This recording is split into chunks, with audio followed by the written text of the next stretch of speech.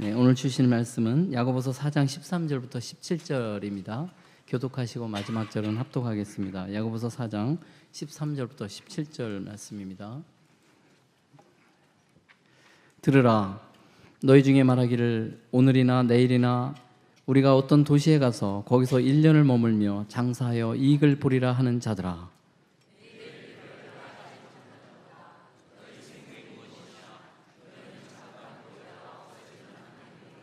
너희가 도리어 말하기를 주의 뜻이면 우리가 살기도 하고 이것이나 저것을 하리라 할 것이거늘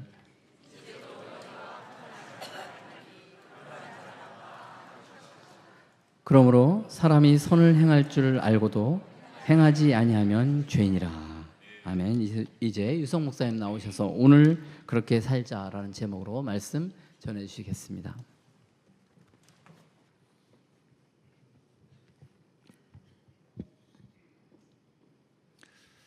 기도하겠습니다.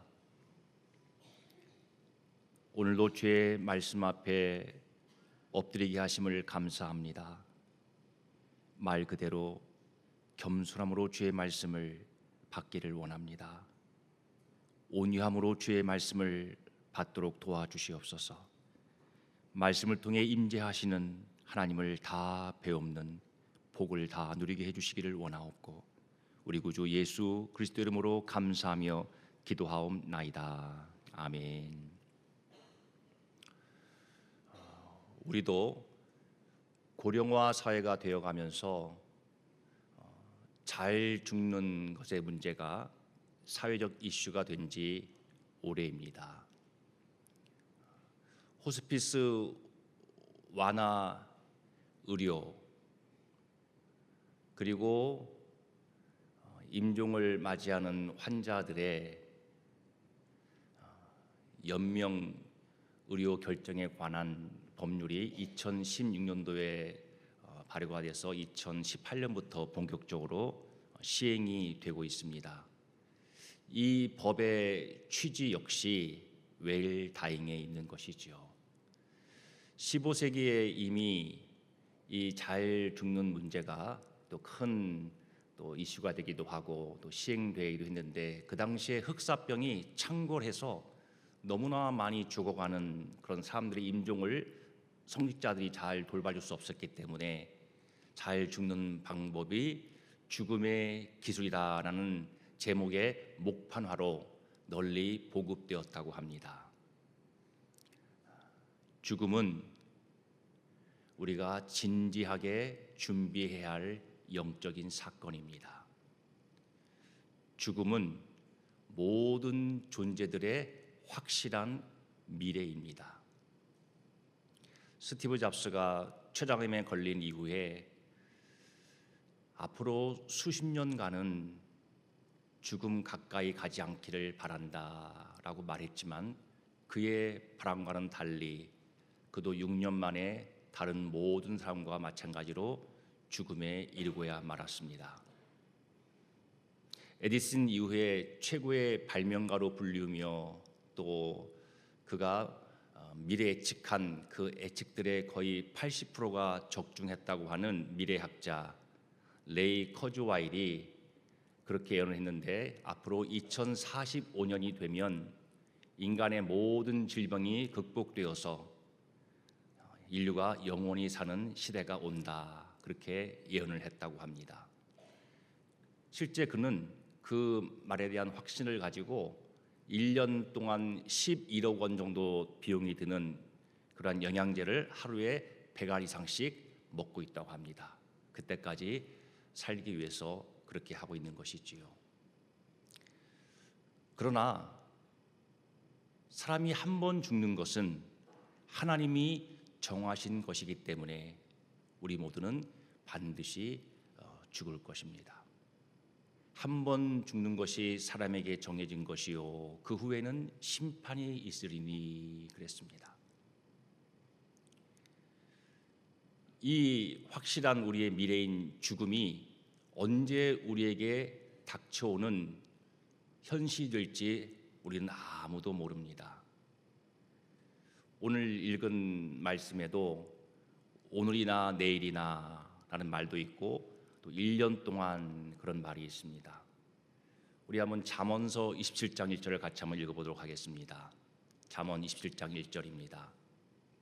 너는 내일 일을 자랑하지 말라. 하루 동안에 무슨 일이 일어났는지 내가 알 수 없음이니라.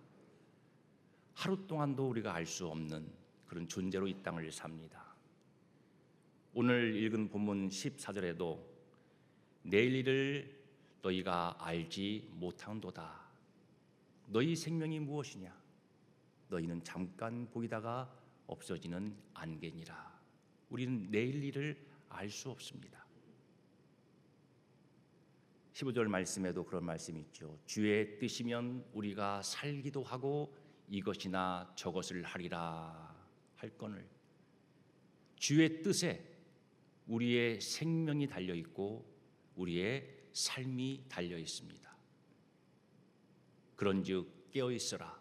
너희가 그날과 그때를 알지 못하느니라 그랬습니다. 사람들에게는 죽음에 대한 두려움이 있습니다. 1980년 3월 달에 프랑스 파리의 브루세 병원에 폐수종이라는 병명을 가지고 그 당시 한 세계를 아주 떨썩하게 했던 지성인 한 명이 입원을 하게 되었습니다. 그가 그 병원에 입원해 있는 한 달 동안 사람들이 전하기를 그의 입원 기간은 말 그대로 발악이었다라고 얘기했습니다. 자기 죽음에 대한 공포 때문에 자기의 병명을 아내에게조차도 묻지 못한 채 의사와 간호사에게 소리 지르고 자기를 찾아오는 사람들도 고함치고 절규하면서 그렇게 보내다가 한 달 만에 4월 달에 죽었습니다. 그가 죽은 후에 신문들이 다투어서 그의 죽음을 다루었는데 그렇게 많은 기사들이 쓰였고 공통된 그런 기사의 내용은 이것이었습니다. 죽음으로부터의 자유를 그렇게 외쳤던 사르트르의 그 말로가 비참했던 이유는 무엇인가? 여기 있는 저와 여러분 모두의 공통된 소원은 존귀한 존엄한 죽음을 맞이하고 싶다는 것일 것입니다. 저는 제 앞에 죽음이 닥쳤을 때에 두려워하거나 또는 원망하거나 억울해하지 않고 편안하게 존엄한 죽음을 죽고 싶습니다. 죽음이 제 앞에 현실이 되었을지라도 부활과 영생에 대한 확신을 가지고 오히려 기쁨으로 천국 이사할 것을 기다리고 준비하는 그러한 사람이 되고 싶습니다. 성도의 존엄한 죽음이라고 하는 것은 택함받은 하나님의 사람으로서 하나님의 자녀로서 주님의 종으로서 그 자태가 조금도 흐트러지지 아니하고 믿음 안에서 말씀 안에서 성령 안에서 그렇게 맞이하는 죽음, 그것이 바로 성도의 존엄한 죽음이겠지요. 준비된 죽음만이 우리로 하여금 존엄한 죽음을 죽게 할 것입니다. 견고하고 확실한 믿음을 가진 사람이 존엄한 죽음을 준비한 사람입니다. 죽음이 내 마음에서 현실이 되는, 비로소 그 죽음이 내 마음에서 현실이 되는 그 순간이 오면 나의 믿음도 또한 내 마음속에서 현실이 되어야 합니다. 그래야 우리가 존엄한 죽음을 맞이할 수 있습니다. 성도는 삶에서도 내 죽음에서도 가리지 않고 영원한 관점으로 내 삶과 죽음을 바라볼 수 있는 믿음을 가진 사람입니다. 영원한 관점으로 내 삶도 바라볼 수 있고 죽음도 바라볼 수 있는 그 믿음을 가지고 있는 사람을 성도라 부르는 것이지요. 우리는 그 성도의 죽음을 잘 죽음으로 사나 죽으나 주께 영광 돌리는 우리의 근본적인 사명을 다할 수 있을 것입니다. 사르트르가 죽은 이후에 나간 그 사망 기사가 나간 후에 어느 한 독자가 신문에 이렇게 기고했다고 합니다. 죽음 앞에서 그의 말로가 그렇게 비참했던 이유는 사르트르에게는 돌아갈 본향이 없었기 때문이다. 우리에게는 돌아갈 본향이 있다고 하는, 돌아갈 내 아버지의 집이 있다고 하는, 나를 맞아주실 아버지가 계시다고 하는, 영원한 안식 속에 내가 지구의 복을 누리며 살 수 있는 나의 본향 천국이 있다고 하는, 부활과 영생을 내가 누리면서 영원토록 주님을 찬송할 수 있다고 하는 그러한 믿음이 우리에게는 있습니다. 우리 요한복음 11장 말씀 잘 아는 말씀 같이 한번 읽어보죠. 예수께서 이르시되 나는 부활이요 생명이니 나를 믿는 자는 죽어도 살겠고 무릇 살아서 나를 믿는 자는 영원히 죽지 아니하리니 내가 이것을 믿느냐? 네 주님, 제가 믿습니다. 우린 그 믿음을 가지고 사는 사람들이죠. 이렇게 그리스도 안에서 죽은 자들은 그리스도의 영원한 생명에 참여하게 될 것입니다. 믿음으로 지금 그리스도 안에서 사는 사람들은 질병의 신음 속에서도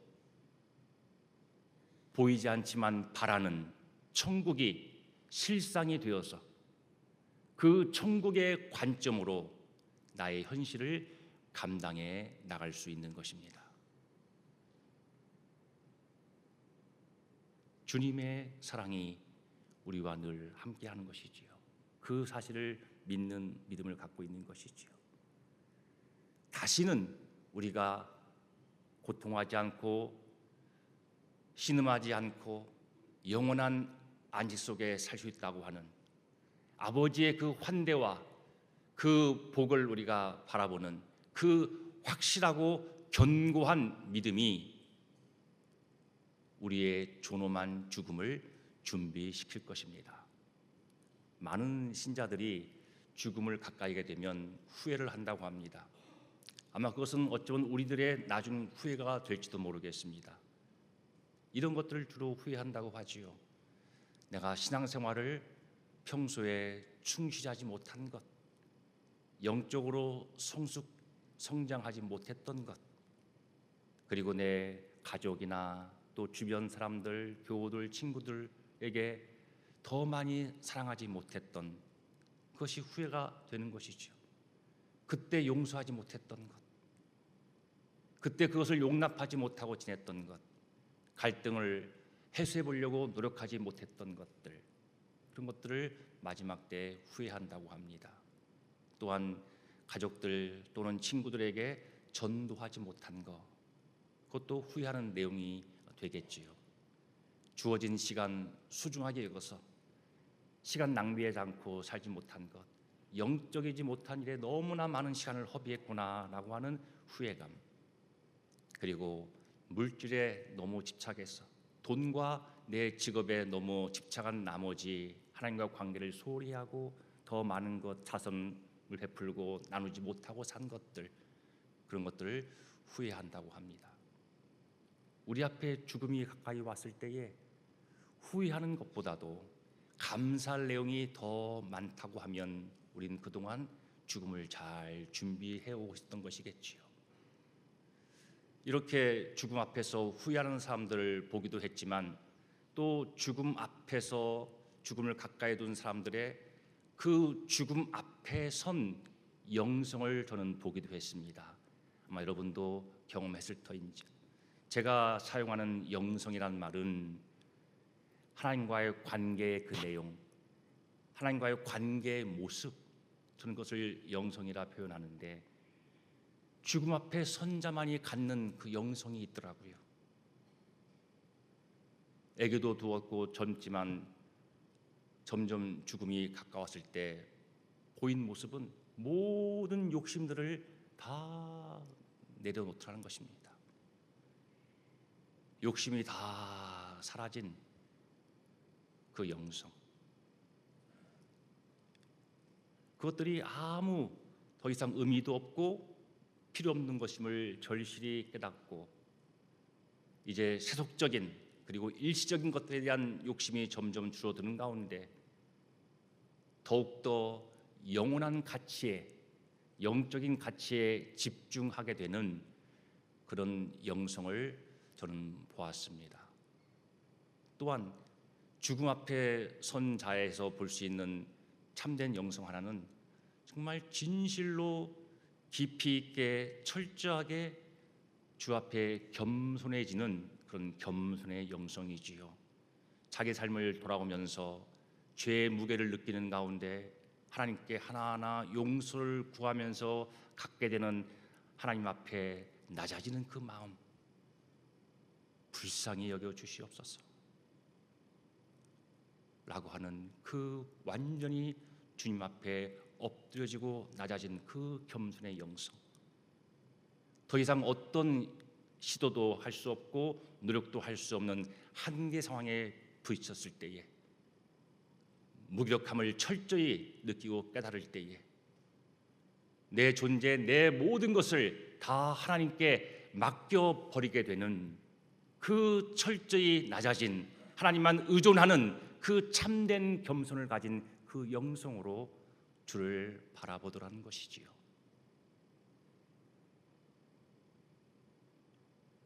하나님만 의존하는 그 겸손의 영성,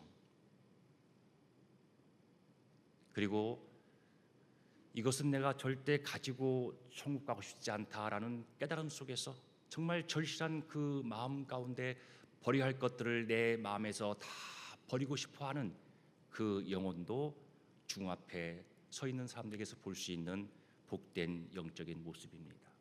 자기에게 주어진 시간을 소중하게 알고 작은 것 하나도 너무나 감사해서 그 작은 것에도 다 주님의 은혜였군요, 주님의 은혜입니다라고 깊이 진실로 감사하는 영성이요, 그것이 바로 죽음 앞에 선 자의 영성이지요.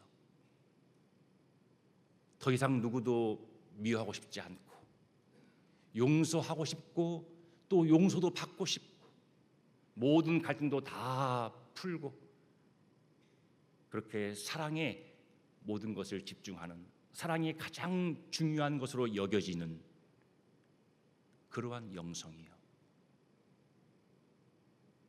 그런데 사랑하는 교우 여러분, 이 죽음 앞에 선 자의 영성이 지금 오늘 나의 영성이 되어서 산다고 하면 우리는 웰다잉, 존엄한 죽음을 준비하는 사람이 될 수 있을 것입니다. 그때 가서야, 죽음 앞에서야 갖게 되는 영성이 아니고 지금 우리가 그 영성을 품고 그 죽음 앞에서 우리가 살기를 원한다고 하면 우린 지금 그 죽음을 잘 준비할 수 있는 그런 복된 자가 될 수 있을 것입니다. 지금 현재 주 앞에 철저히 자기를 부인하고 엎드려서 겸손하게 사는 삶, 전적으로 주님의 주권 앞에 엎드리는 그렇게 순간순간을 살고 그렇게 하나하나 일을 감당해내는 온전한 그 겸손의 영성으로 우리가 오늘을 사는 것이 중요하지요. 비워할 것이 있다면, 버려야 할 것이 있다면 오늘 다 비우고 버리는 것이 얼마나 중요합니까? 왜냐하면 오늘 밤 내가 내 인생의 마지막 순간을 맞이할지도 모르기 때문이죠. 그때 가서야, 죽음을 앞에 두고서야 비우지 않고 지금 비울 수 있을 때 자꾸 비워내는 그런 신앙생활 중요하지요. 지금 내 마음이 무겁고 내 인생이 무겁다고 하시면 혹시 비워야 할 것들을 비우지 못한 것이 이유일 수도 있습니다. 내 마음속에 있는 모든 죄를 다 토설하여 회개함으로 비워내는 것이 또한 중요하지만 우리 마음속에 있는 욕심들을 지금 오늘 다 비우고 또 비우는 것이 우리의 죽음을 잘 준비하는 그러한 신앙입니다. 죽음을 앞에 둔 자가 그러하듯이 그 모든 욕심이 다 무의미하고 가치 없는 것임을 절실히 깨닫는 그러한 지식과 지혜 안에서 오직 하나님 한 분만으로 만족하는, 세상의 욕심을 다 비우고 그 마음속에 하나님만을 바라보고 신뢰하는 가운데 하나님 한 분이면 됩니다. 다 주변 식구들이 둘러 있어도 이제 죽음을 앞에선 나 혼자 있을 때에 어느 의사의 도움도 손길도 내 아내의 손길도 더 이상 의미 없는, 아무런 도움이 안 되는 그 상황 속에서 무슨 욕심이 의미 있고 필요하겠습니까? 오직 하나님만 저와 함께 하시면 족합니다. 그 죽음 앞에 둔 그 순간에 품게 되는 그 마음, 하나님 한 분이면 족합니다. 하나님만 저와 함께 하시면 됩니다. 그 중심으로 오늘 사시는 여러분 되시기를 바랍니다. 마태복음 16절에 이런 말씀이 있습니다. 같이 한번 읽어보겠습니다. 너희를 위하여 보물을 땅에 쌓아두지 말라. 이 말씀을 깊이 묵상하시기 바랍니다. 여러분 자신에게 정확하게 정직하게 적용하시는 말씀 되기를 축복합니다. 오늘 여러분 마음속에 있는 욕심은 무엇입니까? 비워내야 할 여러분 마음속에 지금 품고 있는, 가지고 있는 욕심은 무엇인지요? 또한 우리는 비울 수 있는 것이 있다고 하면, 이것은 비워야 된다라고 여러분이 생각하는 게 있다면, 비우고 또 비우고 자꾸 비워야 할 것 중에 하나는 바로 우리의 자존심이지요. 내 인생을 슬프게 했던 그 자존심, 우울감에 빠지고 낙심케 했던 그 자존심, 갈등과 다툼들의 원인이었던 그 나의 자존심, 나도 불행하고 남도 불행했던 그 자존심을 여러분이 비워내시고 사셔야 합니다. 비워낸 그 마음속에 하나님이 부어주시는 거룩한 자존감과 겸손한 자부심을 가지고 오늘 하루하루를 산다면 여러분 존엄한 죽음을 잘 준비하고 계시는 하루를 사는 것이 될 것입니다. 또한 우리는 자기 의를 자꾸 비워내고 또 비워내서 자기가 없는 가운데서 죽음을 맞이해야 합니다. 내 속에 자기가 조금도 없는 상태에서 죽음을 맞이하는 저와 여러분 되어지기를 바랍니다. 우리가 이 자기를 버리고 비워내지 않으면 불의한 나를 예수 그리스도 안에서 하나님의 의로 덧입혀 주셔서 의롭다 해주신 그 하나님께 영광을 돌릴 수 없습니다. 하나님의 의를 덧입혀 주신 그 하나님께 진심으로 감사하지 못할 것입니다. 내 속에 자기가 있는 한이요. 로마서 3장 20절 같이 한번 읽어보도록 하겠습니다. 예수 그리스도를 믿음으로 말미암아 모든 믿는 자에게 미치는 하나님의 은이 차별이 없느니라. 우리 모두가 하나님이 끼쳐주신, 입혀주신 의를 덧입고 사는 의인된 자로 이 땅을 살고 있습니다. 그 의인된 자로 부활을 소망하면서 의인된 자로서 죽어 천국으로 이사할 것입니다. 모든 사람에게 차별이 없는 하나님이 거저주신 그 의롭다 하심에 대해서 우리가 진정 깨닫고 감사한다면 우리 마음속에 있는 자기를 다 버려야 할 것입니다. 비워내야 할 것입니다. 그리고 저쪽에 있는 사람들보다 여기 있는 우리가 더 의롭다라고 하는 자기의, 저쪽에 서 있는 그 사람보다 여기 앉아 있는 내가 더 의롭다고 여기는 자기의도 여러분 다 비워내시고 죽음을 맞이하셔야 됩니다. 그 자기 다 비워내고 천국으로 이사하셔야 됩니다. 하나님 말씀을 기준으로 성령의 인도하심을 따라서 해야 할 그런 건강한 비판을 넘어서서 하나님이 금지하시는 비난하는 죄를 범하고 사는 이유는 바로 내 마음속에 있는 자기의 때문입니다. 나는 너보다 더 오라, 난 너보다 더 오라, 그 마음속에 자기의가 사람들에게 비난의 상처를 주는 그런 중요한 이유임을 우리는 너무나 잘 알고 있지 않습니까? 이 자기를 다 비우고 또 비우고 비워서 오직 의로우신 주 앞에 늘 바싹 엎드려 있는 그런 저와 여러분이 되어지기를 간절히 바랍니다. 내세의 행복은 우리 신앙의 목적임에 틀림이 없습니다. 그러나 현재, 말 그대로 하나님의 선물로 주어진 현재를 감사히 받아서 누리는 것 또한 우리의 신앙생활이지요. 현재 내가 그 선물로 받은 하루를, 오늘을 행복하게 누리며 살 수 있는 비결이 무엇입니까? 돈입니까? 명예인지요? 아니요. 우리가 행복하게 살기를 원하시는, 우리를 그토록 사랑하시는 우리의 아버지가 우리에게 행복하게 살 수 있는 비결을 말씀해 주시는데 그것은 바로 서로 사랑하라는 것입니다. 너희가 서로 사랑할 때만 너희는 행복할 수 있다고 우리에게 말씀해 주십니다.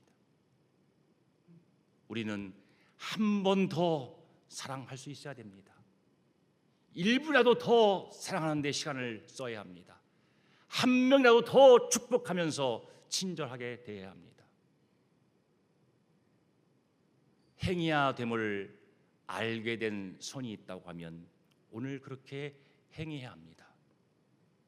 오늘 읽은 본 말씀 17절 가운데 사람이 선을 행할 줄 알고도 행하지 아니하면 죄니라 그랬습니다. 우리가 행해야 할 선들의 요체는 바로 사랑이지요. 모든 행해야 할 선들의 그 핵심은, 내용은 사랑인 것이지요.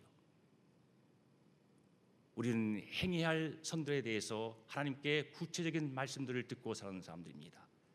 여러분 에베소 4장 32절 말씀도 잘 알고 있죠. 같이 한번 읽어보겠습니다. 서로 친절하게 하며 불쌍히 여기며 서로 용서하기를 하나님이 그리스도 안에서 너희를 용서한 같이 하라. 우리는 서로 친절해야 함을 압니다. 서로 용납하고 용서해야 할 줄 압니다. 남에게 대접받고자 하는 대로 너희가 먼저 남을 대접하라. 자기의 유익을 구하지 말고 남의 유익을 먼저 구하라. 라는 말씀도 우리는 잘 알고 있습니다. 지금 우리가 그 말씀을 살아야 하지요. 오늘 사랑하며 살아야 합니다. 나중에 후회하지 말고 지금 용납해야 됩니다. 있는 그대로의 모습으로 사랑해야 합니다. 어느 사이가 나쁜 그런 모자간이 있었습니다.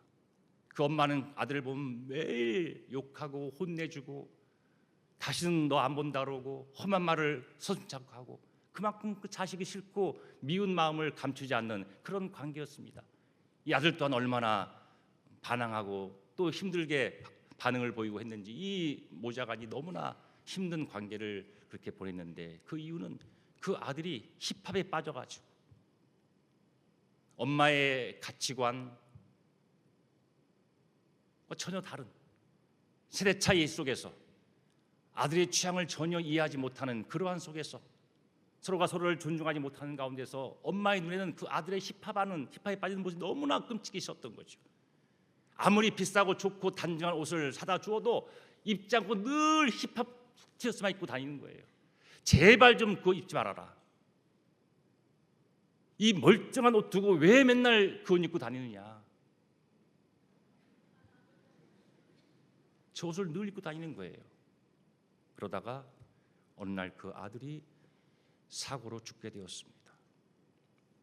그 아들을 입관할 때에 그 엄마가 절규하면서 떼굴떼굴 구르면서 가슴을 치면서 말합니다.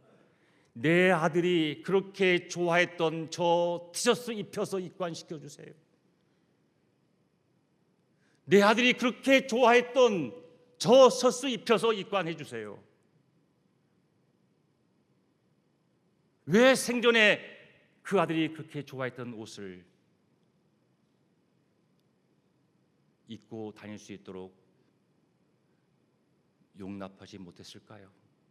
엄마인데도, 가장 큰 사랑을 품은 엄마인데도. 그것은 우리가 행할 줄 알지만 행할 능력이 없기 때문입니다. 어찌 전구가 스스로 빛을 비추겠습니까? 스위치가 켜지고 전기가 공급돼야 합니다. 어찌 분무기가 스스로 말라버린 화분에 꽃을 살려낼 수 있겠습니까? 절대 우리의 에고의 힘을 가지고는 사랑하라는 말씀에 철저히 순종할 수 없는 것이 우리 약함입니다. 우리의 지정의를 가지고는, 지정의 힘으로는 하나님의 계명을 끝까지 지켜낼 수 없습니다. 성령의 불을 끄지 않고 성령을 힘입어서 우리가 하나님 말씀을 지키면서 오늘 살 수 있는 것이지요. 우리의 깨어 있음은 늘 성령께 열려 있는 것이고, 그 성령께 연결되어 있는 것이고, 우리의 깨어 있음은 늘 성령만을 철저히 의존하는 것이고, 그리고 성령 안에 사는 것입니다. 성령으로 우리는 오늘 사랑하면서 우리의 존엄한 죽음을 준비할 수 있는 것입니다. 말씀을 마무리하겠습니다. 그때가 되어서야 후회하지 않고 오늘 미리 후회하는 것이 존엄한 죽음을 준비하는 지혜입니다.